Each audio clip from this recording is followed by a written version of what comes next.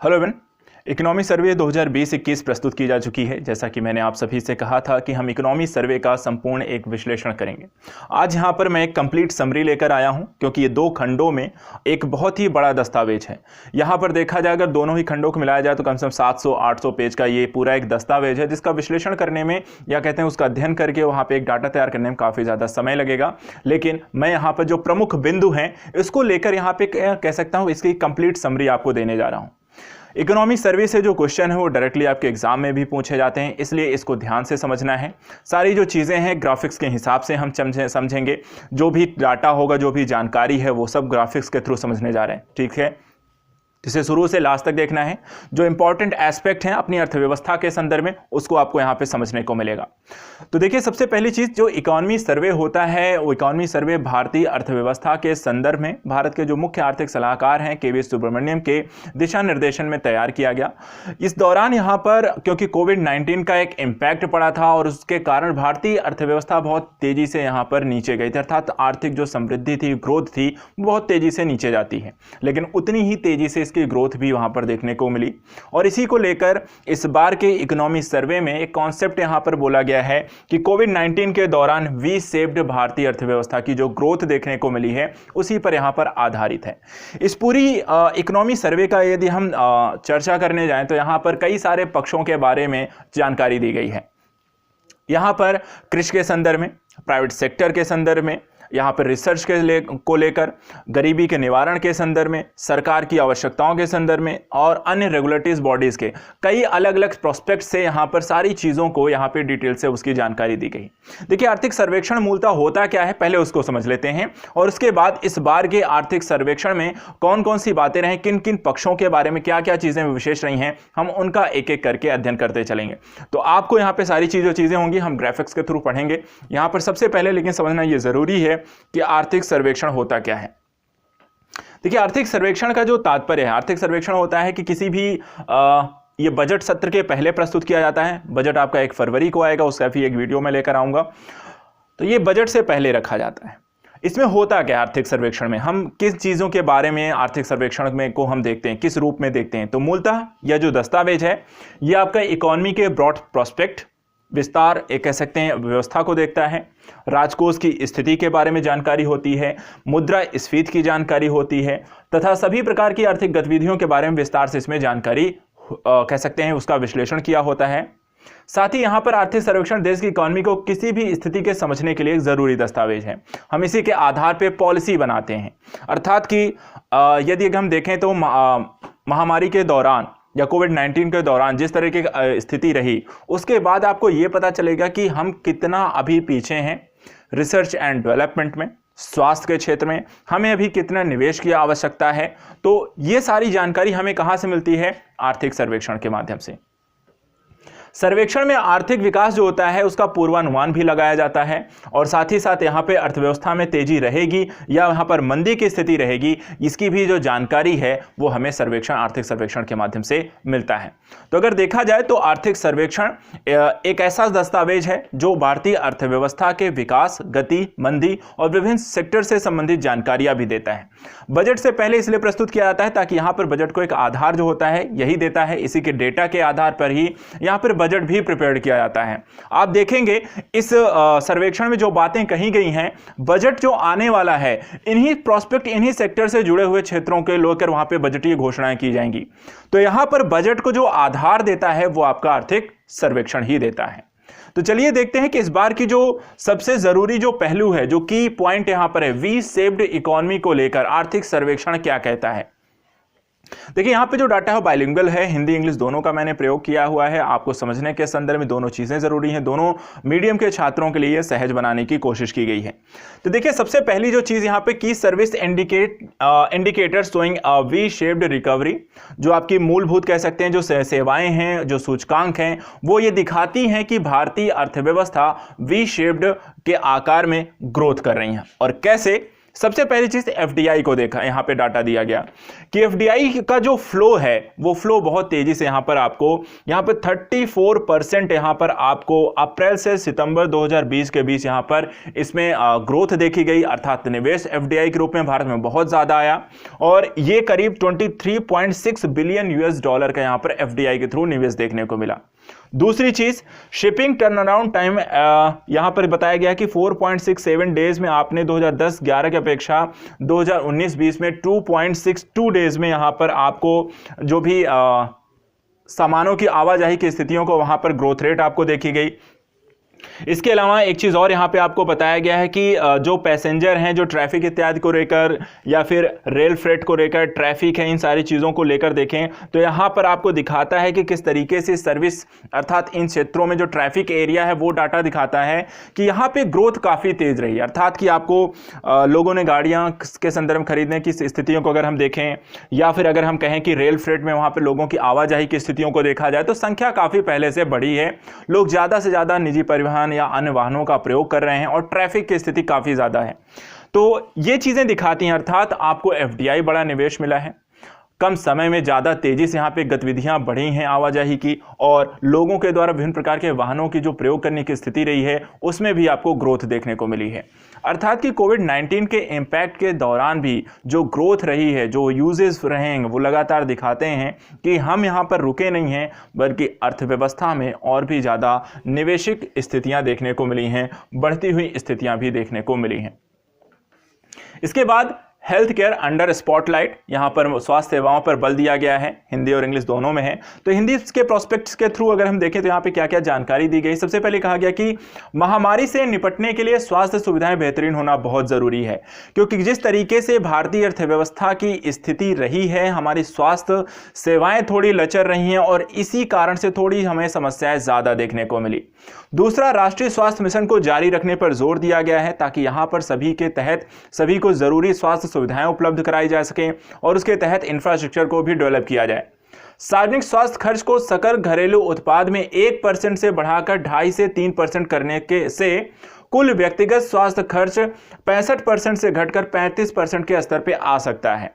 तो यहां पर आर्थिक सर्वेक्षण में इस बात को भी प्रमुखता से कहा गया है कि जो निवेश है, भारत सरकार के द्वारा जो निवेश है स्वास्थ्य क्षेत्र में, उसे बढ़ाया जाना चाहिए। वर्तमान समय में ये 1% है, इसे बढ़ा के 2.5 से 3% कर दें। अगर हम ऐसा कर देते हैं तो जो लोगों के द्वारा जो हेल्थ के सेक्टर में जो निवेश किया जाता है उनकी आय का 65% वो घट करके यहाँ पे 35% आ सकता है। उनकी आय अगर वहां पे बचेगी तो वो अन्य सेक्टर में निवेश करेंगे और इससे अर्थव्यवस्था को वहां पर लाभ होगा। इसके अतिरिक्त स्वास्थ्य सेक्टर में नियामक बनाने पर आवश्यक विचार किया जाना चाहिए, अर्थात रेगुलेटरी बॉडीज होनी चाहिए कि किस तरीके की दवाएं होंगी, कैसे उसको विनियमन किया जाएगा, किसके पास पहुंचेंगी, उसके लिए कितना प्राइस इत्यादि होगा। इन सारी चीजों के निर्धारण करने के संदर्भ में यहां पे एक नियामक संस्थाओं के होना जरूरी बताया गया। इसके अतिरिक्त सूचना संबंधी विसंगति में कमी होने से बीमा प्रीमियम में कमी एवं बेहतर पॉलिसियां उपलब्ध कराना संभव है और इसके साथ ही बीमा की पैठ में वृद्धि करने की भी मदद मिलेगी। तो एक चीज ये भी यहां पे स्पष्ट करने की बात की गई है कि बीमा की जो समस्याएं हैं, बीमा को हम और ज्यादा प्रोत्साहित करें लोगों के संदर्भ में। और यहाँ पे जो बीमा की पॉलिसी, क्योंकि कोविड-19 के दौरान जो लोगों ने बीमा लिया भी था उसमें क्वेश्चन आया क्या कोविड-19 को इन बीमा में सम्मिलित किया जाएगा कि नहीं किया जाएगा। सरकार ने बाद में स्पष्ट किया कि इन सभी बीमा पॉलिसीज में आपको कोविड को यहाँ पर रखना है, उसको सम्मिलित किया जाना होगा। तो इस तरीके से अगर हम देखें, इस तरह की जो स्वास्थ्य सेवाएं हैं या कह सकते हैं स्थितियां डेवलप होती हैं लोगों के द्वारा जो बीमा पॉलिसीज नहीं ली गई हैं, वहां पर आसान होगा, हमें उसे और भी विस्तार करना चाहिए, क्योंकि कब कौन सी स्थितियां उत्पन्न हो जाएं कोई इसके लिए तैयार नहीं है। टेलीमेडिसिन का पूर्ण उपयोग करने की भी जरूरत है, अर्थात टेलीविजन अर्थात तकनीकी का प्रयोग करके एक स्थान से दूसरे स्थान डॉक्टर इत्यादि की ना पहुंच पाने की स्थिति में भी किस तरीके से हम दवाओं को और उपचार को वहां पर उपलब्ध करा सकते हैं, इसके लिए हमें टेलीमेडिसिन की यहाँ पे आवश्यकता है। यही सारी बातें आपको यहाँ पे इंग्लिश के थ्रू भी बताई गई हैं, जैसा कि आप दोनों ही पिक्चर्स को देख सकते हैं। तो ये तो यहाँ पे आर्थिक सर्वेक्षण में बताया गया किस तरीके से स्वास्थ्य सेवाओं पर हमें बल देना है। इसके बाद यहां पर रेगुलेटरी फोरबियरेंसेस के बारे में बताया गया है कि किस तरीके से स्थितियां आपको डेवलप करनी है, जिसके संदर्भ में सबसे पहले यहां पे बताया गया कि इकोनॉमिक रिकवरी के लिए सबसे पहले जो जरूरी चीज है वो है ग्लोबल फाइनेंस क्राइसिस को यहां पर थोड़ा सा कम करना, और साथ ही साथ जो इकोनॉमिक फर्म और बैंकिंग है उनके वहां पे कॉन्सिक्वेंसेस को देखना, किस तरीके से ये कार्य करेंगी, इनको किस तरीके से मजबूत बनाया जाए, क्योंकि बैंकिंग सेक्टर यदि यहां पे कमजोर होता है, जो रेगुलेटरीज बॉडीज हैं, आरबीआई जैसी संस्थाएं हैं, उनको यह देखना होगा कि ग्लोबल क्राइसिस के समय व्यापार इत्यादि के स्थगित होने की स्थिति में या अन्य स्थितियां उत्पन्न होने पर आप किस तरीके से बैंकिंग इत्यादि को रेगुलेट करेंगे, ग्लोबल क्राइसिस से आप भारतीय अर्थव्यवस्था को कैसे वहां पे बचा कर रखेंगे, उसके लिए क्या नियामक कानून आप बनाएंगे, इन सारी चीजों को भी इसमें देखने को बात कही गई है। दूसरा यहां पर यह भी कहा गया है कि यहां पर जो रेगुलेटरी विनियामक संस्थाओं के संदर्भ में एक चीज ये भी कहा गया कि जो भी आपकी डिसकंटिन्यूटी है इकोनॉमी के संदर्भ में, उसको लगातार यहाँ पे कंटिन्यू लगातार ईयर टू ईयर आपको करना चाहिए। साथ ही जो एसेस्ड क्वालिटी है उसका रिव्यू करना चाहिए, जो भी परिसंपत्तियां हैं उनका लगातार रिव्यू करना चाहिए, उनकी क्वालिटी मेंटेन अर्थात सेल आउट कितनी प्राइस है या नहीं है, उस सारी चीज़ों को लेकर। तो इन सारी चीज़ों को लेकर यहाँ पर ये कहा गया कि इन सभी चीज़ों को लेकर एक अच्छा खासा प्रोफार्मा क्रिएट होना चाहिए, लगातार इनका रिव्यू क्वालिटी वहाँ पर हो, प्रशासनिक स्तर पर बेहतर स्थितियाँ हों, नियामक संस्थाएँ हों, बेहतर निर्णय हो, जो समस्याएँ हैं उनसे लेकर एक प्रोएक्टिव निर्णय लिया जा सके। इसके अतिरिक्त यहाँ पर legal infrastructure for the recovery of loans needs to be strength, अर्थात कि यदि किसी व्यक्ति के द्वारा लोन लिया गया या किसी संस्था के द्वारा कोई लोन लिया गया है तो उसे वो रिटर्न करने को संदर्भ में क्या पॉलिसी है, यदि वो नहीं चुका पाता है तो बैंकों को जो नुकसान होता है, जिनका एनपीए बढ़ता है, उसको किस तरीके से रिकवर किया जाएगा, उसके लिए संस्था को यहाँ पर या प्रक्रियाओं को मजबूत बनाना होगा, क्योंकि ये चीज़ें मजबूत होनी बहुत ज़रूरी हैं। अब इसी को लेकर यहाँ पे काफ़ी सारा जो डाटा के थ्रू यहाँ पे आपको दिखाया गया है, ग्राफिक्स के थ्रू यहाँ पे आपको दिखाया गया कि जो रेगुलेटरी फॉरबियरेंसेस हैं, emergency medicine not stable diet, अर्थात कि यहां पर देखा जाए तो चीजें क्या है कि लगातार ऊपर नीचे के ग्राफिक्स के थ्रू आपको देखने को मिलती हैं, जिसमें जीडीपी ग्रोथ के संदर्भ में देखिए यहां पर आपको दिखाया गया है कि काफी ऊपर नीचे यहां पर आपको देखना पड़ा। जो स्टार्टिंग के संदर्भ में जब आप यहां पर देखें 2005 से 8 का दौर है, उसके बाद ये चीजें एक स्टेबल थी, लेकिन जैसे ही 8 के बाद की स्थितियां आती 2015 तक के, यहां पर काफी ज्यादा ऊपर नीचे की स्थितियां हमें देखने को मिलती हैं। इसी तरीके से यहां पर अगर हम देखें टोटल एक्सपेंडिचर कितना यहां पे निवेश किया गया, खर्च किया गया इन संस्थाओं इत्यादि की स्थापना के संदर्भ से, ये लगातार पिछले कई सालों में बढ़ते बढ़ते यहां पर अगर हम देखें 2020-21 के दौर में 19 के दौर तक ये बढ़ा है, 20 में यहां पे जरूर डाउन हुआ है लास्ट में, कारण कोविड-19 का एक इम्पैक्ट यहां पर देखा गया है, लेकिन फिर भी अगर देखा जाए तो इसमें भी आपको लगातार थोड़ा ग्रोथ देखने को मिला है। इसके बाद यहां पर देखें तो आईआईपी ग्रोथ की बात की गई है परसेंटेज के हिसाब से, इसमें आपको पहले शुरुआती दौर में यहां पे काफी बेहतर था, लेकिन यहां पर देखिए तो बहुत तेजी से डिक्लाइन हुआ है। तो अर्थात कि कोविड-19 के दौर में एट द लास्ट दौर में हम 19 जो महामारी का जो दौर आया उसने सभी स्तरों पर चारों ग्राफ्स में देखें तो आपको गिरावट की स्थिति इसमें देखने को मिलती है, और इसके लिए बताया गया है कि आप किस तरीके से इसे मजबूत करना जरूरी है। इसके बाद यहां पे प्राइवेट सेक्टर के रिसर्च और डेवलपमेंट की भी बात कही गई है, क्योंकि इस दौरान हमने ये देखा कि निजी क्षेत्र का कितना जरूरी, कितना अहम रोल है इस तरह की स्थितियों में, उनका रिसर्च, उनका शोध, उनका निवेश बहुत काम आ सकता है। सीरम इंस्टीट्यूट जिस तरीके से काम जिसने किया है एक बड़े स्तर पर वैक्सीन के निर्माण को लेकर, शोध को लेकर, उसके उत्पादन को लेकर, डिलीवरी को लेकर, एक सराहनीय काम है। तो यहां पर आर्थिक सर्वेक्षण में इस बात को भी स्पष्ट करने की कोशिश की गई है कि निजी क्षेत्र नवाचार समय की जरूरत है और इसे हमें काम करने की जरूरत है, इसमें निवेश करने की जरूरत है। इसको लेकर पहली बात यहां पे जो स्पष्ट की गई है कि अनुसंधान एवं विकास के लिए भारत का सकल घरेलू व्यय जीडीपी का 0.65% है इस समय, जो विश्व की 10 सबसे बड़ी अर्थव्यवस्थाओं के व्यय 1.5 से 3% तक से सबसे कम है। अर्थात कि वैश्विक स्तर की जो 10 सबसे बड़ी अर्थव्यवस्थाएं हैं उनका जो टोटल निवेश है R&D में वो 1.5 से 3% है, और भारत का सिर्फ 0.65% है उसकी जीडीपी का। दूसरी बात, भारत के सरकारी क्षेत्र का योगदान 10 सबसे बड़ी अर्थव्यवस्थाओं के औसत से 3 गुना है, अर्थात भारतीय सर्विस जो पब्लिक सेक्टर है वो ज्यादा वहां पे काम कर रहा है, प्राइवेट सेक्टर उस क्षेत्र में काम कम कर रहा है। इसके अतिरिक्त नवाचार के लिए उदार कर प्रोत्साहन के बावजूद व्यवसायिक क्षेत्र का योगदान सबसे कम रहा है। अर्थात भारत सरकार द्वारा ईज ऑफ डूइंग बिजनेस के तहत इसे काफी सरल बनाया गया, इजी बनाया गया, लेकिन उसके बावजूद यहां पर निवेशक स्थितियां बेहतर नहीं हुई हैं।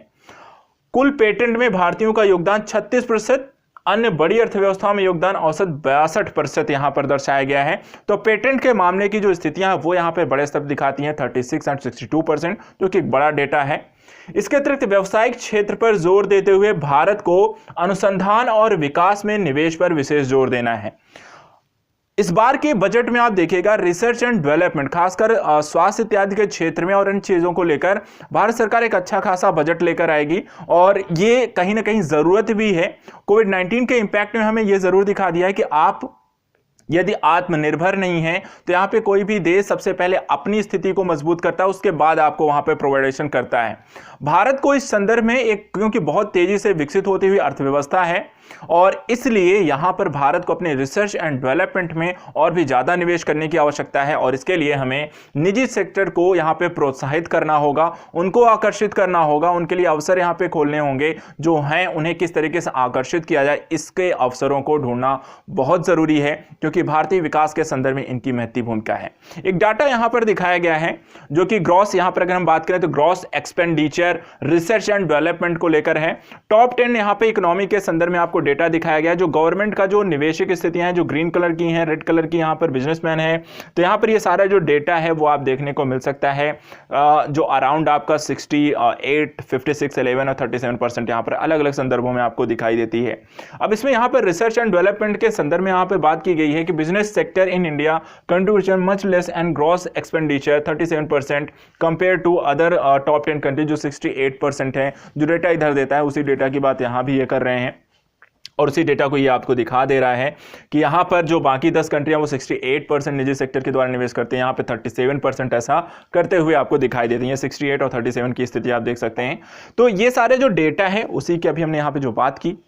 इसके बाद रिसर्च के निजी सेक्टर के अलावा तीसरी जो बात यहां पे की गई वित्तीय क्षेत्र को लेकर के, ये वित्तीय विकास को लेकर की गई, फिस्कल डेवलपमेंट को लेकर की गई है। तो वित्तीय विकास के संदर्भ में सबसे पहला जो पॉइंट यहां पर आर्थिक सर्वेक्षण में रखा गया है। कहते हैं कि देश की बदलती अर्थव्यवस्था के अनुरूप देश में बेहतरीन राजकोषीय उपायों को परखा गया, यथा देखा गया किस तरीके से भारत ने इस दौरान या भारतीय सरकार के द्वारा जिस तरीके से निर्णय लिए गए, जिस तरीके से जरूरतों को पूरा किया गया, जिस तरीके से लोगों की आवश्यकताओं की पूर्ति करने के साथ साथ अर्थव्यवस्था में महामारी को रोकने के साथ साथ इसको किस तरीके से आगे लेकर बढ़ना था, खर्चों को भी कम करना था, सारी चीजों को लेकर। तो यहां पर कहा गया कि एक अच्छे निर्णय की स्थितियां देखी गई। दूसरा, वे नीति का उद्देश्य शुरुआत में कमजोर तबकों को जरूरी सहायता प्रदान करना था, लेकिन लॉकडाउन खुलने के बाद पूंजीगत व्यय से कुल मांग को फिर से बढ़ाने पर जोर था।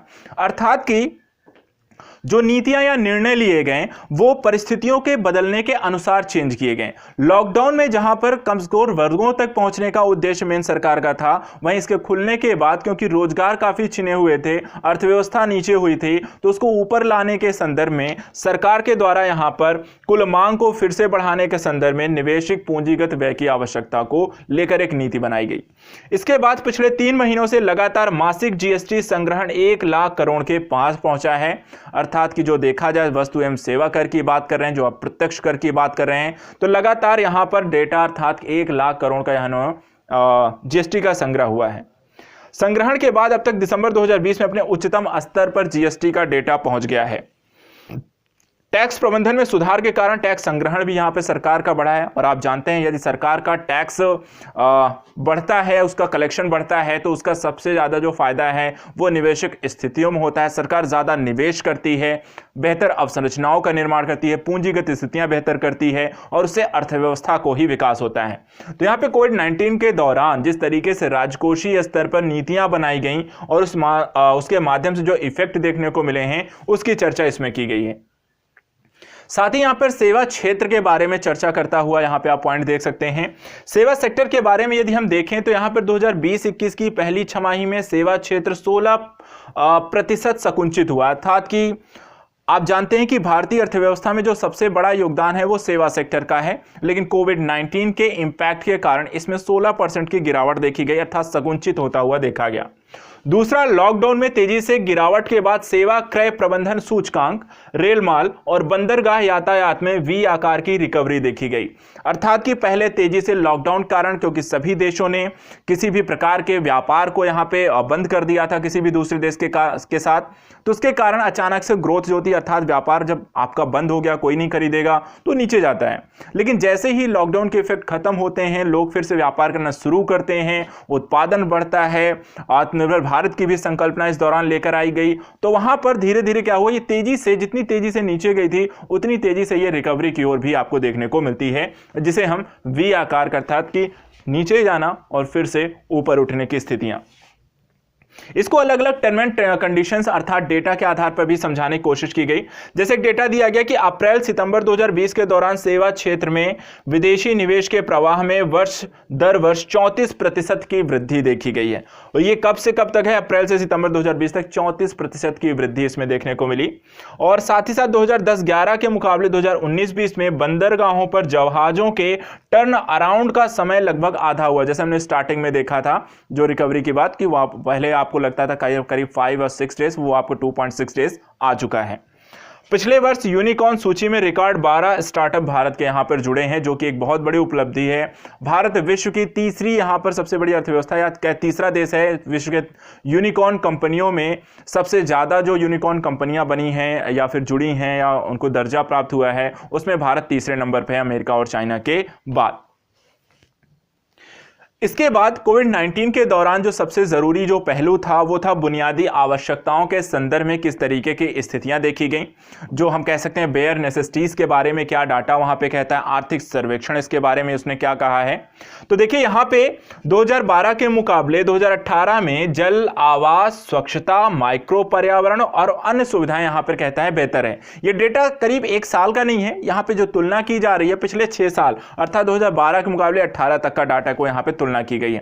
तो पिछले 6 साल में भारतीय अर्थव्यवस्था में काफी ग्रोथ देखने को मिली है, और जिसका जो इफेक्ट आपको देखने को मिला है वो सभी सेक्टर में बेहतर सुविधाओं के तौर पर देखने को मिलता है। दूसरा यह भी कहा गया कि देश के सभी राज्यों तक पहुंच में सुधार हुआ है। किसका? बुनियादी आवश्यकताओं की पहुंच पहले से बेहतर हुई है सभी राज्यों में। तीसरा यह कहता है कि बुनियादी जरूरतों तक पहुंच में राज्यों के बीच जो अंतर है वो कम हुआ है, अर्थात कि जो बुनियादी आवश्यकताएं क्या हैं, जल, आवास, स्वच्छता, ये सारी चीजों को लेकर, तो ऐसा नहीं कि महाराष्ट्र में बहुत अच्छी सुविधाएं हैं और बिहार में बिल्कुल नहीं है, और इनके बीच अंतर काफी ज्यादा है। अंतर अब पहले से कम हुआ है, ठीक है। अगर 10 चीजें वहां उपलब्ध हैं तो 5, 6, 7 चीजें यहां भी आपके पास उपलब्ध हैं। तो इस तरीके से इनके बीच का जो अंतर था वो पहले से कम हुआ है। ग्रामीण और शहरी इलाकों की तुलना भी यहां पे प्रस्तुत की गई। जैसा कहा गया है, ग्रामीण और शहरी इलाकों में संपन्न परिवारों के मुकाबले गरीब परिवारों तक पहुंच बढ़ी है। अर्थात कि जो समावेशी हम विकास की बात करते हैं, समावेशी विकास की जो अवधारणा है वो प्राप्त करते हुए देखी जा रही है, जहां पे सबसे निचले तबके तक के परिवारों तक पहुंचकर उनके विकास को लेकर कार्य किया गया, और उसका इफेक्ट ये दिख रहा है कि यहां पे जो आवश्यकताएं थी वो गरीब परिवारों तक पहुंची हुई हैं। बेहतर पहुंच के कारण स्वास्थ्य संकेतकों में बेहतरी देखी गई। कहने का मतलब जब आपके पास जरूरी सुविधाएं हो, रहने खाने के लिए बेहतर व्यवस्था होगी, तो वहां पे आपको स्वास्थ्य की स्थितियां ऑटोमेटिकली आपकी बेहतर होती हैं। शिक्षागत स्थितियां, जब आप शिक्षित होते हैं तो आपको पता होता है कैसी क्या चीजें वहां पे लेनी है। बेहतर पहुंच से भविष्य में शिक्षा संकेतकों में भी सुधार का सीधा संबंध यहां पे जुड़ता हुआ दिखाई देता है। तो इस तरीके से बुनियादी आवश्यकताओं के संदर्भ में आर्थिक सर्वेक्षण ने 2012 से 18 के मुकाबले विभिन्न स्थितियों को लेकर यहां पे एक तुलनात्मक जानकारी यहां पे प्रस्तुत की है। और जहां तक सभी जानकारियों में उन्होंने एक चीज स्पष्ट की है कि भारतीय अर्थव्यवस्था 2012 के मुकाबले 18 में सभी कह सकते हैं तुलनात्मक स्थितियों में पहले से बेहतर हुई है। इसके बाद सॉवरेन क्रेडिट रेटिंग के बारे में बात कर लेते हैं। क्रेडिट रेटिंग देखिए क्या है कि यहां पर उससे पहले जो हम बात कर रहे थे, जो हम की बुनियादी जो आवश्यकताएं हैं वो भारत के विभिन्न सेक्टर में कैसी रही हैं। तो ये देखिए 2012 में ये जो जितना रेड एरिया आप देखते हैं इंडिया का, जिसमें आप देखें तो राजस्थान है, मध्य प्रदेश है, गुजरात है, बिहार है, छत्तीसगढ़ है, झारखंड है, आपका इसके इधर आपका पश्चिम बंगाल है, ये सारे जो एरिया हैं, साथ ही आपका नॉर्थ ईस्ट का जो रीजन देखिए, यहां पर अगर हम देखें तो बुनियादी आवश्यकताओं की जो जरूरतें हैं वो काफी कम रही है, बिलो 0.50% तक रही हैं। और बाकी जो एरिया अगर हम देखें तो यहां पर स्थितियां 0.50 से 0.70 तक की स्थितियां, अर्थात कि चीजें ऑन एन एवरेज बेहतर हैं।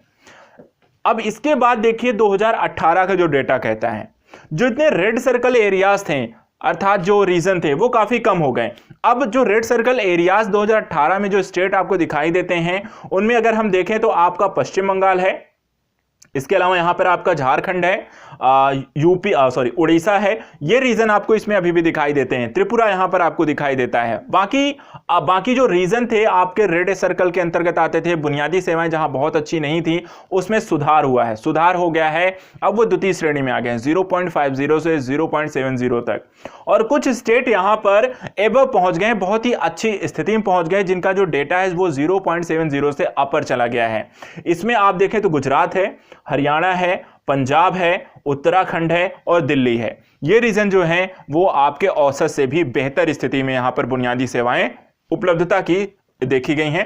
इसके अलावा केरल को भी आप इसमें देख सकते हैं, मेघालय की स्थितियां इसमें देख सकते हैं। तो काफी सारे जो रीजन हैं वो काफी बेहतर की स्थितियों में यहां पर आ चुके हैं। तो बाई मैप भी यहां पर आपको सर्वेक्षण में इन सारी चीजों की जानकारी दी गई। इसके बाद हम देखें तो इंडिया की जो सॉवरेन क्रेडिट रेटिंग है, अर्थात जो आप देखते हैं कि AA+ हो रहा है, AAA+ है, BB- है, CC, CCC है, Z है, तो ये जो रेटिंग आपको मिलती हैं, क्रेडिट रेटिंग दी जाती है किसी देश की अर्थव्यवस्था को लेकर, इसका कितना और कैसा इफेक्ट पड़ता हुआ दिखाई देता है। आर्थिक सर्वेक्षण में इसको लेकर देखिए बातें कही गई हैं। यहाँ इंग्लिश और मीडियम, हिंदी मीडियम भी हम यहाँ पे देखते हैं। हिंदी मीडियम में ये बातें क्योंकि आपको पढ़ाया जा रहा है, तो पहली चीज जो कही गई है कि भारत की सॉवरेन क्रेडिट रेटिंग बनाम बुनियादी आर्थिक ढांचा, दोनों क्या एक दूसरे के पूरक हैं या दोनों एक दूसरे से अलग बातें हैं। तो पहली चीज जो भारत की जो स्थिति यहां पर दिखाई गई है, अब तक कोई सॉवरेन डिफॉल्ट भारत नहीं किया, अर्थात भारत ने जो भी सारी चीजें यहां पर लोन, ऋण इत्यादि कुछ भी लिया है, किसी चीज की यहां पर कह सकते हैं स्थितियां रही हैं, उसको उसने पूर्ण, कभी भी भारतीय अर्थव्यवस्था डिफॉल्ट नहीं हुई है या उसे अंतर्राष्ट्रीय स्तर पर ऐसा कभी घोषित नहीं किया गया है वो, या फिर किसी ऋण को चुकाने में कभी चूका नहीं है। तो अर्थात कभी भारतीय अर्थव्यवस्था डिफॉल्ट नहीं रही है। दूसरी चीज, विदेशी मुद्रा कर्ज का स्तर अत्यंत कम रहा है, अर्थात पहले के मुकाबले भारतीय अर्थव्यवस्था जो ऋण लेती थी, जो एक्सटर्नल कमर्शियल बोरोइंग के थ्रू, वहां पर काफी कम हुआ है। तीसरा, देश में पर्याप्त विदेशी मुद्रा भंडार मौजूद है, और पिछले अगर हम देखें तो काफी तेजी से भारतीय विदेशी मुद्रा जो भंडार है, विदेशी फॉरेक्स रिजर्व है, वो बहुत तेजी से बढ़ा भी है इस दौरान।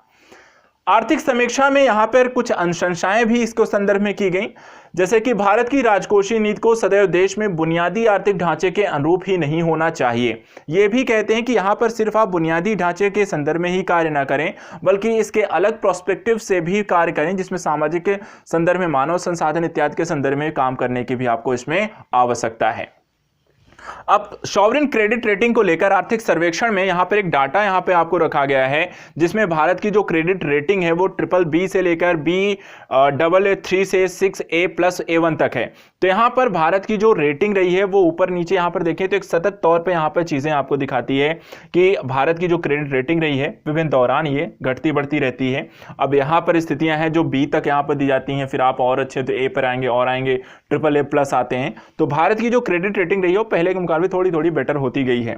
अब यहां पर अगर हम देखें जो क्रेडिट रेटिंग को लेकर, तो भारत की यहां within ratings cohort countries rated between A+, A1 and BBB, Baa3, India is a clear outliner on several parameters। अब यहां पर देखिए जो कि आपको क्रेडिट रेटिंग प्रोवाइड कराई जाती है वो किस पैरामीटर पे प्रोवाइड कराई जाती हैं। पहली चीज, इन्फ्लेशन कैसा है आपके यहाँ, मुद्रास्फीति की स्थिति कैसी है। दूसरा, जनरल यहाँ पे गवर्नमेंट डेब्ट कितना है, GDP का कितना प्रतिशत भारत या किसी भी सरकार के द्वारा ऋण लिया गया है। तीसरा, यहाँ पे साइक्लिक एडजस्टेड प्राइमरी बैलेंस आपका GDP कितना है, अर्थात चक्रीय स्तर पे आप कितना एडजस्ट कर पाते हैं अपनी GDP के अनुरूप। करंट अकाउंट बैलेंस आपका कितना है, चालू खाते की स्थितियां आपकी कैसी हैं। साथ ही पॉलिटिकल स्टेबिलिटी है, राजनीतिक अस्थिरता है या नहीं है। रूल ऑफ लॉ, कानून व्यवस्था कैसी है। कंट्रोल ऑफ करप्शन, भ्रष्टाचार को वहां पर उसका नियंत्रण कैसा है, बहुत ज्यादा भ्रष्टाचार के मामले तो आपके देश में नहीं देखने को मिलते हैं। Investor protection, ease of doing business, अर्थात कि निवेशकों के अधिकार को संरक्षित करते हुए व्यापारिक प्रक्रियाओं को आसान बनाने की स्थितियां आपकी अर्थव्यवस्था में कैसी हैं। इसके अतिरिक्त शॉर्ट टर्म एक्सटर्नल डेब्ट जो होती हैं, लघु अवधि के लिए जो बाहर से ऋण लिया गया है वो कितना % है आपका। साथ ही reserve adequacy ratio, sovereign default history कि क्या कभी आप डिफॉल्ट हुए या नहीं हुए। तो कहने का मतलब किसी भी देश को जो क्रेडिट रेटिंग प्रोवाइड की जाती है, क्रेडिट रेटिंग प्रोवाइड करने के ये आधार हैं, और इन आधारों में अगर हम देखें तो भारत को पहली चीज़ क्या है कि कोई कभी भारत सॉवरेन डिफॉल्ट नहीं रहा, इसके कारण एक अच्छी रेटिंग मिलने के चांसेस बढ़ जाते हैं। दूसरा, यहाँ पर भारत का विदेशी मुद्रा कर्ज का स्तर अब धीरे धीरे कम हुआ तो उसके कारण और भी अच्छी रेटिंग होगी। तीसरा, देश में पर्याप्त विदेशी मुद्रा भंडार अर्थात जो ऋण लेगा वो चुकाने में भी सक्षम है, इसलिए और भी बेहतर होगा। राजनीतिक स्थिरता प्राप्त है इस समय चीजों अगर हम देखें तो सारी चीजें क्या हैं, भारतीय अर्थव्यवस्था संदर्भ में पहले से बेहतर हुई हैं। और जब क्रेडिट रेटिंग अच्छी होती है तो ज्यादा निवेश आता है, और जब निवेश आता है तो अर्थव्यवस्था के फायदे के संदर्भ में होता है। चलिए, अब इसके बाद एक और चीज के बारे में यहां पे चर्चा की गई कि कोविड के लिए नीतिगत उपाय क्या हैं, जिसमें एक लाइन दी गई कि अल्पावधि हानि दीर्घावधि लाभ, अर्थात कि वर्तमान समय में कम समय के संदर्भ में अगर हम देखें तो हो सकता है वो नुकसान के तौर पे आप देखते हो, लेकिन हम दीर्घावधि संदर्भ में देखें, लंबे समय के प्लान के तौर पर देखें तो ये काफी फायदेमंद हो सकता है। इसमें पहली चीज कहा गया ऐसी स्थितियों में कोविड के लिए जो नीतिगत उपाय अपनाए गए, क्या क्या किया गया, तो पहली चीज जीवन और आजीविका को बचाने पर ज्यादा फोकस किया गया। अर्थात कि सबसे पहले अगर देखें तो लॉकडाउन जो किया गया था, लॉकडाउन करने के पीछे का उद्देश्य यही था कि लोगों को संक्रमित होने से बचाया जा सके। इसका कोई दवाई अभी हाल फिलहाल उपलब्ध नहीं है, और जिस तेजी से ये फैल रहा है जरूरी है कि लोगों को कामकाज इत्यादि से वहां पर रोक करके उन्हें पहले सुरक्षित बनाया जाए। उसके बाद दूसरी जो चीज, जैसे ही लॉकडाउन हटता है तो तुरंत लोगों के रोजगार के संदर्भ से, आजीविका संदर्भ से पूंजीगत व्यय किए गए, नई चीजों को खोला गया ताकि लोग वहां पर एक आय या इनकम के स्रोत जनरेट हों। इसके अतिरिक्त स्पेनिश फ्लू से मिले सबक को भारत की विशिष्ट परिस्थितियों से निपटने के लिए इस्तेमाल किया गया। अर्थात कि स्पेनिश फ्लू 1920 के दौर में जो आया था, एक महामारी का दौर लेता है, तो उससे यहाँ पर एक आइडिया था कि महामारी के जब ऐसी संक्रामक बीमारियां होती हैं, एक महामारी का स्वरूप लेती हैं, तो उस दौरान किस तरीके की स्थितियां हम अपना सकते हैं, किस तरीके की रणनीतियां अपनाई जानी चाहिए, उनसे किस तरीके से हम बच सकते हैं। तीसरा, इन्होंने कहा कि बेहद विषम परिस्थितियों में लोगों की जिंदगी बचाने पर फोकस था। अर्थात कि परिस्थितियां कितनी भी कठिन हो जाएं, हमें यहाँ पर जो ज़्यादा पहले फोकस करना है वो लोगों को सेव करना है, उनकी लाइफ जो होती है बचानी है। लॉकडाउन के बाद सभी प्रमुख आर्थिक संकेतकों में वी आकार में रिकवरी हुई, क्योंकि जब आप लॉकडाउन कर दोगे, कुछ उत्पादन करोगे नहीं तो अर्थव्यवस्था नीचे जानी है, लेकिन जैसे ही आपने लॉकडाउन हटाया तेजी से ऊपर आई। संक्रमण की दूसरी लहर को टालते हुए देश की अर्थव्यवस्था में दिख रहे सुधार से भारत में रणनीतिक नीति निर्माण में अनूठी मिसाल देखने को मिली। लगातार अगर हम देखें तो जो हमारे कह सकते हैं कि स्वास्थ्य विभाग भी रहे हैं या एम्स रहे हैं या अन्य जो संस्थान रहे हैं, वो ये लगातार अपडेट करते रहे हैं कि किस तरीके से अभी कोविड-19 का लहर है, चल रही है, अभी दूसरी लहर आने वाली है, ये और भी खतरनाक हो सकती है, हमें और भी ज़्यादा सावधान रहना चाहिए। इस तरह में लॉकडाउन की स्थितियाँ भी दोबारा लागू करने की भी बात चल रही थी, लेकिन उन सारी चीज़ों को हम एक साइड रखते हुए अपनी अर्थव्यवस्था को जिस तरीके से हमने लिया, हम जिस तरीके से एक जिम्मेदार नागरिक के तौर पर जिस तरीके से हमने साथ में मिलकर इसको आगे बढ़ाने कोशिश की, वो इसी का इफेक्ट था कि हमें अर्थव्यवस्था में इस तरीके के सुधार भी आपको देखने को मिलते हैं। अब इसके बाद कृषि क्षेत्र को लेकर भी, क्योंकि उद्योग की बात कर ली, सेवा सेक्टर की बात कर ली, तो कृषि क्षेत्र को लेकर भी यहाँ पर कुछ डाटा कहते हैं कि कृषि क्षेत्र से भारतीय अर्थव्यवस्था को बढ़ावा मिला है। इसमें सबसे पहली चीज कहेगी, कोविड-19 महामारी के दौरान कृषि और संबद्ध गतिविधियों ने 2020-21 में स्थिर मूल्यों पर 3.4% की वृद्धि दर्ज की गई, जो कि एक अच्छा डाटा यहाँ पर दिखाता है कि कोविड-19 के दौरान भी जो कृषि था एक आधार देता है भारतीय अर्थव्यवस्था को, उसमें यहाँ पर यह स्थिर मूल्यों पर 3.4% की वृद्धि, जो कि अच्छा संकेत था। दूसरा, नए कृषि कानूनों के लागू होने से किसानों को यहां पर बाजार के प्रतिबंधों से आजादी मिली। कृषि क्षेत्र में एक नए युग की भी शुरुआत इसके कारण आपको देखने को मिली। कई सारे कानूनों को, चाहे वो उपभोक्ता के अधिकारों के संरक्षण को लेकर हो या फिर आवश्यक वस्तुओं के अधिनियम को लेकर हो या अन्य किसी प्रकार कानूनों को लेकर हो, तो वहां पर उन्हें समाप्त भी किया गया। देश के सकल मूल्य संवर्धन 2019-20 में कृषि और संबंधित गतिविधियों का जो योगदान रहा वो 17.8% रहा।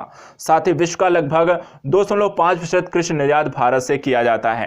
तो ये डाटा कहता है कि कृषि क्षेत्र में भारतीय अर्थव्यवस्था ने कोविड-19 के दौरान जो इफेक्ट था उसको भी धता बंधाते हुए यहाँ पर एक अच्छा परफॉर्मेंस किया है। न सिर्फ भारत के स्तर पर, वैश्विक स्तर पर भी जो भारतीय कृषि का योगदान है वो विश्व का 2.5% है। यहां पर देखें तो उत्पादन दिखाता है जो कृषि क्षेत्र में हुआ है। उत्पादन के मुकाबले अगर हम देखें तो 2020-21 का ये देखिए, अभी टोटल डाटा नहीं है, ये एस्टिमेटेड है यहाँ पे, ठीक है। पहला एडवांस एस्टिमेटेड डेटा है सिर्फ 144.5 है, और ये आपके फाइनल जो डेटा है, इसलिए आपको लग रहा है कि इसमें काफ़ी कम है, ऐसा नहीं है, सिर्फ अनुमानित है। अभी इसके फाइनल डेटा जब तक आएंगे इसके भी आपके प्रोडक्शन आपको बाद में देखने को मिलेगी। लेकिन वर्तमान समय में जैसा कि ग्रोथ दिखाया गया है, अनुमानित के आधार पर स्थिर मूल्यों पर भी स्थितियाँ पहले से बेहतर हैं। पिछले वर्षों के मुकाबले देखिए 2017-18 में 285 मिलियन टन था फूड ग्रेन्स खाद्यान्न, यहां पर भी 285.2 था, यहां 296.7 है, ये आपका 1920, ये भी फोर्थ एडवांस एस्टिमेट है ये भी, और ये फर्स्ट एडवांस एस्टिमेट है। तो अभी ऐसे 4 आएंगे, उसके बाद एक फाइनल डेटा हमें मिलेगा। इसके बाद कुछ और डेटा यहां पर आपको देखने को मिलते हैं, इन्फ्लेशन को लेकर हैं। इन्फ्लेशन से पहले सर्विस सेक्टर की ग्रोथ के संदर्भ में डेटा आपको दिखा देते हैं। देखिए सर्विस सेक्टर के में आपको यहां पे नुकसान देखने को मिलता है, और ये भी एस्टिमेटेड है, पूर्वानुमानित है और पहला है, अभी पूरा आना भी इसमें बाकी है। -8.8 की स्थिति सिर्फ सर्विस सेक्टर की है, ठीक है। जो टोटल हम जीडीपी देखें कि -23 पॉइंट समथिंग हो गया था, तो ये सिर्फ सर्विस सेक्टर का है, जिसमें -8.8 यहां पर दर्शाया गया है इकोनॉमी सर्वे में, जो कि 2020 किसका पहला एस्टिमेटेड आंकड़ा है। इसी तरीके से इन्फ्लेशन मुद्रास्फीति की स्थितियों में भी ये डाटा यहां पर दिखाया गया है इकोनॉमी सर्वे में, जिसमें सीपीआई कंबाइंड के संदर्भ में 6.6 है, डब्ल्यूपीआई के संदर्भ में ये आपको करीब -0.1 की स्थिति आपको दिखाता है। तो कंज्यूमर यहां पर अगर हम देखें, कंज्यूमर आपका प्रोडक्शन इन्फ्लेशन जो है तो वो आपका 6.6 है संयुक्त रूप से उपभोक्ता मूल्य सूचकांक, और जो थोक मूल्य सूचकांक है वो -0.1 की स्थिति को आपको दिखाता है। देखिए एवरेज है सब परसेंटेज के हिसाब से, ये डेटा है आर्थिक सर्वेक्षण के हिसाब से, और इसको इसलिए दिखाया जा रहा है क्योंकि कई बार ये भी क्वेश्चन आपसे पूछा जाता है कि आर्थिक सर्वेक्षण में मुद्रास्फीति का सीपीआई डेटा क्या है, डब्ल्यूपीआई डेटा क्या है, या सर्विस सेक्टर में क्या नुकसान क्या फायदे हुए हैं। तो इन सारी चीज़ों को ध्यान में रखना है।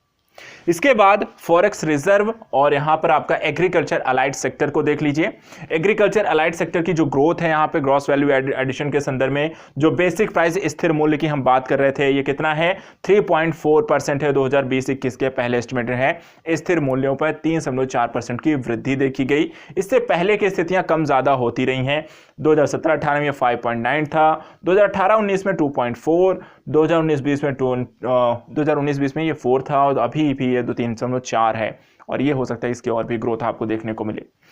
कृषि के साथ साथ अगर हम देखें तो फॉरेक्स रिजर्व हमारा पहले से बहुत बढ़ गया है, 424 2017-18 में था, और यहां पर 2019-20 में देखिए तो 475 था। एक साल में अगर हम देखें 2020-21 में, 19-20 से 20-21 में ये डेटा अगर हम देखें, यहां 400 है, 400 है, 400 है, लेकिन यहां 475 से 586 करीब करीब देखें तो 111 पॉइंट यहां पर आपको डेटा, 111 US बिलियन डॉलर यहां पर आपको ग्रोथ देखी गई है, और ये बहुत ज्यादा है, वो भी ऐसी स्थिति में जब कोविड-19 का एक इंपैक्ट आपको देखने को मिलता है। इसके बाद करंट अकाउंट बैलेंस और साथ ही साथ यहां पर इंडस्ट्रियल ग्रोथ की बात चर्चा कर लेते हैं। इंडस्ट्रियल ग्रोथ भी हमारा डाउन रहा, ठीक है, सर्विस सेक्टर भी डाउन था और इंडस्ट्रियल ग्रोथ भी हमारा डाउन है। सिर्फ कृषि सेक्टर में हमने अच्छा किया है, तो इंडस्ट्रियल ग्रोथ के संदर्भ में -9.6 है, ठीक है, -9.6 आपको ग्रोथ रेट जो आपको दिखाई गई इंडस्ट्रियल है, -8.8 आपको सर्विस सेक्टर है, +3 यहां पर 3.4 है आपका कृषि। तो कृषि फायदे में है, उद्योग और सेवा सेक्टर नुकसान की स्थितियां यहां पर दिखाती हैं इकोनॉमी सर्वे में। करंट अकाउंट बैलेंस भी हमारा यहां पर पॉजिटिव हुआ है, लगातार माइनस से चालू खाता जो घाटा था वो घाटा था, अब यहां पे हम सरप्लस की स्थिति में आते हुए दिखाई दे रहे हैं, 3.1 तक यहां पर आ गया है, और ये अर्थव्यवस्था के संदर्भ में आपको कह सकते हैं अच्छा है। इसके बाद जीडीपी ग्रोथ की बात चर्चा करेंगे। जीडीपी ग्रोथ से पहले यहां पे फिजिकल डेफिसिट की बात कर लेते हैं, राजकोषीय घाटे, राजस्व घाटे के संदर्भ में। तो यहां पर देखें तो फिजिकल जो डेफिसिट आपके है जीडीपी के परसेंटेज वाइज यहां पर तो 3.5 है, ये 2019-20 में काफी बढ़ गया था, 4.6 है। वैसे ये भी अभी देखा जाए तो ये एस्टिमेटेड है, ठीक है, अनुमानित है, इसका फाइनल जो डेटा आएगा वो बाद में देखा जाएगा। कोविड-19 के दौरान भारत सरकार द्वारा काफी खर्च भी किया गया है, इनकम अगर कम होगी तो वहां पे ये घाटा और भी बढ़ जाएगा। तो ऐसी स्थिति में 3.5 अगर वर्तमान समय हमें दिखाता है, बजट का कल जब डाटा आएगा तो उसमें हम बाकी पूरा डेटा देखेंगे। जीडीपी ग्रोथ रेट की बात करें तो 2020-21 में हम -7.7 है, और इसकी बात की गई कि 2021-22 में हमारी जो ग्रोथ रेट होगी वो 11 होगी। तो इसी को कहते हैं वी शेप रिकवरी के संदर्भ में, अर्थात यहां पर अगर हम देखें तो ये आपको डाउन हुए हैं और यहां आपको अप होंगे। तो अभी जो ये अनुमान है फर्स्ट एडवांस एस्टिमेट्स है 2020-21 का -7.7 है, इसे बढ़ा करके दिखाया गया कि 2020-21 में प्रोजेक्टेड है कि हो सकता है हम यहां पर 11% तक हम यहाँ पर इकोनॉमिक ग्रोथ यहाँ पर आपको कर सकते हैं। ये सारी बातें हो गई, डेटा वाइज हो गया। आप यहाँ पर एक चीज़ और देख लीजिए कि यहाँ पर इकोनॉमी के संदर्भ में किस तरीके के विजनरी पॉलिसी यहाँ पर प्रस्तुत की गई है इकोनॉमी सर्वे के द्वारा। तो यहाँ पर देखिए, ह्यूमन और visionary policy transformed lives and livelihoods to saving lives and livelihoods. तो क्या क्या किया गया इस दौरान, जिसमें आजीविका और जीवन, लोगों के लाइफ को सिक्योर्ड किया गया और आजीविका को किस तरीके से सुरक्षित बनाया गया, उसके संदर्भ में क्या काम किए गए। तो पहली चीज यहाँ पर, India focused on saving lives livelihood took short term pain for long term gain. तो जैसा कि हमने देखा कि चलिए अभी पहले हमारी जो प्राथमिकता है लोगों को बचाना है, क्योंकि यही जो मानव संसाधन है, यही जब साथ में मिलकर काम करेंगे तो हमारी अर्थव्यवस्था को तीव्र गति से आगे भी बढ़ाने का काम आएगा। तो इसलिए पहले लोगों को सेव करना था। तो उसी के संदर्भ में बोला गया कि यहाँ पे शॉर्ट टर्म पेन है, जरूर इस समय हमारी अर्थव्यवस्था डाउन होगी, नुकसान होगा, लेकिन लंबे समय के संदर्भ में हमें इनकी आवश्यकता है। ये रहेंगे तो हम आगे बहुत तेजी से ग्रोथ कर सकते हैं। दूसरी बात कही गई कि while GDP growth will recover and it has lost human lifes can not be brought back. कहने का मतलब जीडीपी एक बार डाउन हो गया तो उसे वापस हम फिर से ऊपर कर सकते हैं, लेकिन एक बार यदि ह्यूमन लाइफ अगर चली गई तो हम उसे वापस प्राप्त नहीं कर सकते हैं। इसलिए भी यहाँ पे इन्हें प्राथमिकता दी गई। तीसरा कहा गया, only country to announce a slew और स्ट्रक्चरल रिफॉर्म, अर्थात एक देश यहाँ पे किस तरीके की स्थितियाँ आपको बनानी है, अवसंरचनात्मक, स्ट्रक्चरल, संरचनात्मक क्या करना है, ये सिर्फ एक कंट्री को ही यहाँ पर घोषित करने का अधिकार है। चौथा, यहाँ पर calibrated demand side policies push the accelerator only when the brackets are removed. अर्थात कहने का मतलब कि भारतीय अर्थव्यवस्था को आगे बढ़ाने का कार्य तभी किया गया जबकि यहाँ पर जो लॉकडाउन जैसी स्थितियाँ थीं, जब हमने उसको हटाया, जो प्रतिबंधात्मक स्थितियाँ थी उसको खत्म हुई, उसके बाद ही यहाँ पर इकोनॉमी के ग्रोथ को लेकर लगातार कार्य किया गया।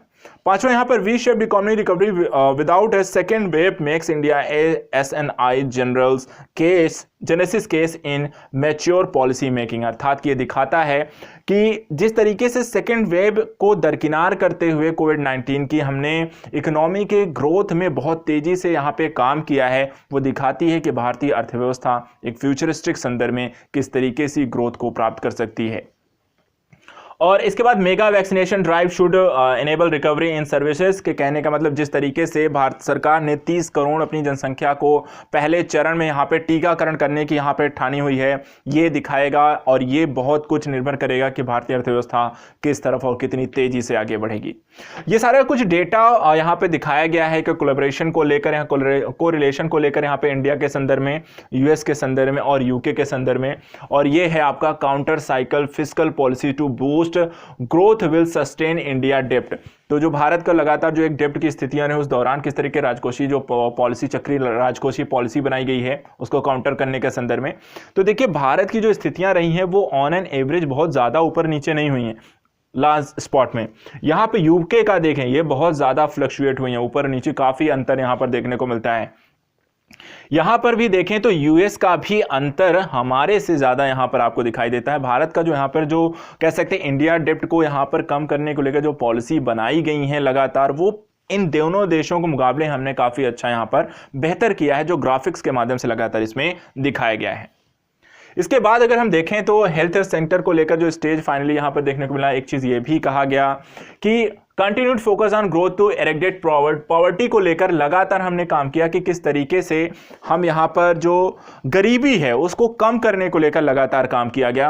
और इसी का यहाँ पे नतीजा आपको देखने को मिलता है कि हमने किस तरीके से जो पॉवर्टी थी उसको लगातार हमने कम अर्थात नीचे लाने का प्रयास किया है। हेड काउंट रेशियो के आधार पर भी अगर हम देखें तो यहाँ पर देखिए ये अराउंड 30 थी और उसे धीरे धीरे कम करते करते ये अराउंड 25 तक हम लेकर यहाँ पे आए हैं। तो ये रेशियो जो है ये आपका, इसमें भी आपको काफी कमी लाई गई है। गिनी गुणांक के संदर्भ में ये डाटा आपको दिखाता है जो अंतर है, जो गरीबी की स्थितियां हैं उसको भी हम काफी कम करने में सक्षम रहे, पहले के मुकाबले यहां पर कमी आपको दिखाई देता है। इसके अतिरिक्त एक चीज और है कि आपका ग्रोथ जैसे जैसे होती है उसका जो सबसे ज्यादा प्रभाव होता है कि आपकी अगर इकोनॉमी अच्छी ग्रोथ होती है उसका इफेक्ट जो होता है गरीबों तक पहुंच रहा है एक समावेशी विकास के माध्यम से। तो गरीबी की स्थितियों से हम काफी सारे लोगों को बाहर ला सकते हैं। संयुक्त राष्ट्र संघ का भी कहना है कि भारत सरकार के द्वारा जिस तरीके से पिछले दशकों में काम किया है, सबसे बड़ी संख्या में उसने गरीबों को अपने देश में बाहर निकाला है और यह कहीं ना कहीं पॉलिसी मेकिंग की ही बात कही जाएगी। Health health care takes centre stage final रूप से अगर हम देखा जाए तो स्वास्थ्य क्षेत्र ने सबसे प्रमुख एक क्षेत्र के रूप में यहाँ पर उभरा है कि अगर स्वास्थ्य क्षेत्र आपका मजबूत नहीं है तो आप वैश्विक स्थितियों में इस महामारी के दौरान आप संघर्ष नहीं कर सकते हैं, और वही हो सकता है जो आपको एक फाइनल या सेंटर स्टेज दिलाए। जिस तरीके से भारत ने रेमडेसिविर दवा को लेकर हो, हाइड्रोक्लोरोक्विन को लेकर हो, या इस समय कोविड-19 की वैक्सीनेशन जो है या वैक्सीन जो है वो प्रोवाइड करा रहे हैं, और इसके अलावा भारत अपने लोगों की ज़रूरतों को जिस तरीके से भी पूरा करने के साथ साथ वैश्विक स्तर की ज़रूरतें पूरा कर रहा है, वो दिखाता है कि भारत के लिए स्वास्थ्य सेक्टर अपने आप में एक ऐसा स्टेज बन सकता है जो भारत को वैश्विक लीडर बनाने में मदद कर सकता है। भारत की जो स्थितियां यहां पर है ये आपको दिखाया गया है। Increase in public health care spend 2.5% GDP can reduce our product, जो हमने पहले चर्चा की है कि अगर हम यहां पर जो आपकी स्पेंड करना है, जो भारत सरकार द्वारा स्वास्थ्य क्षेत्रों में जो निवेश करने की स्थितियां हैं, अगर 1% से बढ़ाकर हम उसे 3% तक अगर लेकर जाएं तो वो हमारे लिए फ़ायदा ऐसे होगा कि जो लोगों के द्वारा 65% तक निवेश किया जा रहा है वो घट के 35% हो जाएगा, और उससे निवेशिक प्रक्रियाएं बेहतर हो जाएंगी। इसके अलावा आयुष्मान भारत के इफेक्ट को इसमें दर्शाया गया है, और साथ ही साथ यहाँ पे बताया गया process reforms to enable decision making under uncertainty, अर्थात अनिश्चितता के दौर में जिस तरीके से यहाँ पर डिसीजन मेकिंग, निर्णय लेने की जो क्षमता को लगातार एक बेहतर सुधारगत स्थितियों के तौर पर भी देखा जा सकता है, जिसमें सबसे पहली चीज simple regulation combined with transparent decision making process, अर्थात कि जो रूल्स और रेगुलेशन आपके बनाए गए, विनियमन किया गया, उनका संयुक्त तौर पर वो बहुत ही ज़्यादा पारदर्शी तरीके से निर्णय लिए गए और उसे संचालन भी उसका आसानी से किया गया। इसके अतिरिक्त इम्प्रूव्ड ट्रांसपेरेंसी इन सुपरविजन, जो आपका निरीक्षण है उसमें पारदर्शिता बरती गई। Stronger system of ex ante accountability such as a bank board, अर्थात कि यहाँ पर उत्तरदायित्व के निर्धारण करने के संदर्भ में भी यहाँ पर बेहतर विनियामक संस्थाएं विकसित की गई, जैसे बोर्डों की निगरानी तंत्रों को लेकर यहाँ पे बैंक बोर्ड बनाए गए हैं। इसके अतिरिक्त एक्स पोस्ट रेजोल्यूशन मैकेनिज्म यहाँ पर की एक बेहतर से, अर्थात कि जो पूर्वगामी पोस्ट या पद रहे हैं उनको वहाँ पे क्रिएट किया गया ताकि वहाँ पर उनका भी लाभ उससे प्राप्त किया जा सके। जो पहले से डॉक्टर्स थे उनको फिर से अपॉइंटमेंट किया गया ताकि वो अपनी सेवाएं दे सके। तो एक्स पोस्टेड भी यहाँ पर आपको क्रिएट करके इसे और भी बेहतर बनाने का प्रयास किया गया। आयुष्मान भारत यहाँ पर दिखाया गया कि आयुष्मान भारत जैसी जो योजनाएं हैं उसका इफेक्ट कोविड-19 के दौरान में कैसे इसमें देखने को मिला है। तो प्रधानमंत्री जनधन योजना के साथ साथ यहाँ पर प्रधानमंत्री जन आरोग्य योजना जो स्टेट वाइज है यहाँ पर अगर देखने को मिले तो यहाँ पे कंपैरिजन किया गया है कि जिन स्टेट्स में प्रधानमंत्री जन आरोग्य योजना लागू की गया और जहाँ पर ये लागू नहीं है उनके मध्य कंपैरिजन दिखाया गया है। अब यहाँ पर देखिए तो यहाँ पे जो स्थितियां हैं, अर्थात कि जहाँ पर प्रधानमंत्री जन आरोग्य योजना अडॉप्ट कर ली गई है वहाँ पर अगर हम देखें एवरेज परसेंटेज आपका जो प्रोसेस है स्टेट वाइज यहाँ पर आपको ग्रोथ देखने को मिलती है। ये 24 से 36% तक यहाँ पर स्थिति देखी गई है, और जिन लोगों ने नहीं अप्लाई किया वहाँ पे इसे नुकसान की स्थिति में दिखाया गया है। ये 50% थे, 45% हो गए हैं। House hold with any usual member covered under A health insurance finance sector, अर्थात जो बीमा को लेकर जो स्थितियाँ हम देखने को होती, तो जहाँ पर ये योजना लागू है वहाँ बीमा पॉलिसीज बढ़ी हैं, जिन्होंने नहीं अप्लाई किया वहाँ बीमा पॉलिसीज के संदर्भ में डेटा आपका घटा हुआ दिखाई देता है। इसके अतिरिक्त improved in coverage of health insurance finance scheme, similar result for West Bengal versus adjoining state Bihar, Sikkim, Assam. तो यहाँ पर देखा गया कि जैसे कि इन सेक्टर्स में जहाँ पर जैसे पश्चिम बंगाल नहीं लगाया गया है वहाँ नुकसान है, उसके अराउंड जो सेक्टर्स ने अपनाए हैं, जिन क्षेत्रों ने अपनाए हैं उनको वहाँ पर लाभ देखने को मिला। Improvement in insurance coverage leads to improvement in, अर्थात कि यदि ज़्यादा यहाँ पर बीमा कवरेज किया जाए तो किन किन सेक्टर में आपको लाभ देखने को मिलेगा। Infant and child mortality rates पर 1000 लिव्स बर्थ यहाँ पर आपको कम हो सकती है। मैटरनल एंड चाइल्ड हेल्थ में यहाँ पर आपको सुधार, यहाँ पर इन सारी चीज़ों को कवर करेगा इंश्योरेंस। साथ ही यहाँ पर ट्रीटमेंट ऑफ चाइल्डहुड डिसीज़, यहाँ पर जो छोटे बच्चों से संबंधित जो बीमारियाँ होंगी उनको यहाँ पर इंश्योरेंस कवर करता है। चाइल्ड वैक्सीनेशन को यहाँ पर आपको कवर करता है, और awareness of HIV AIDS among adults के यहाँ पर लोगों के मध्य HIV और एड्स से संबंधित यहाँ पर जानकारियाँ या जागरूकता को भी यहाँ पर कवर अप किया जाता है। तो ये सारी जो चीज़ें हैं आपको that's it, spill over the effect आपको यहाँ पर हमने देख लिया। तो इकोनॉमी सर्वे के बारे में अगर हम बात करें शुरू से लास्ट तक में, तो एक चीज़ ही यहाँ पर हमें समझनी है कि विभिन्न सेक्टर में भारतीय अर्थव्यवस्था ने जिस तरीके से परफॉर्म किया है उसका यहाँ पर ये विश्लेषण करता है और साथ ही साथ भारतीय अर्थव्यवस्था के विकास की स्थितियों को वहाँ पे बताता है, अच्छी चीज़ें भी बताता है, बुरी चीज़ें भी बताता है और एक आधार देता है भारतीय अर्थव्यवस्था को कि किस तरीके से ग्रोथ कर सकता है। उसी के आधार पर बजट बनते हैं और उसी बजट के आधार पर फिर सरकारी योजनाओं को निर्माण करती है। तो डेटा बहुत इंपॉर्टेंट होता है, उस डेटा के आधार पर ही पॉलिसी मेकिंग होती है। तो कोविड-19 के इंपैक्ट में जो वी शेप्ड इकोनॉमी रही उसका ही यहां पर आधार बिंदु इसमें देखने को मिला, जो कंप्लीट समरी के तौर पर देखा जाता है। बाकी दोनों खंड में मिला के काफी सारे चैप्टर्स हैं और काफी सारा डेटा है जो आप पढ़ेंगे तो वहां पर इसमें देखने को मिलेगा। अपने स्तर में मैं कोशिश करूंगा कि अगर चैप्टर वाइज उसके टॉपिक्स बना पाऊं और आप लोगों तक पहुंचा पाऊं तो मैं जरूर करने की कोशिश करूंगा। बाकी आप लोग भी अपने कमेंट्स में जरूर बताएं आपको कैसा लगा और क्या आपको यहाँ पर इसको और भी डिटेल से पढ़ने की आवश्यकता है या चैप्टर वाइज यहाँ पे स्टडी करने को लेकर आप कोई राय क्या है। तो आज के लिए इतना ही। Thank you so much. इसे पूरा रिवीजन कर लीजिएगा, इसके नोट्स बना लीजिएगा क्योंकि ये बहुत ज़रूरी है। Thank you so much.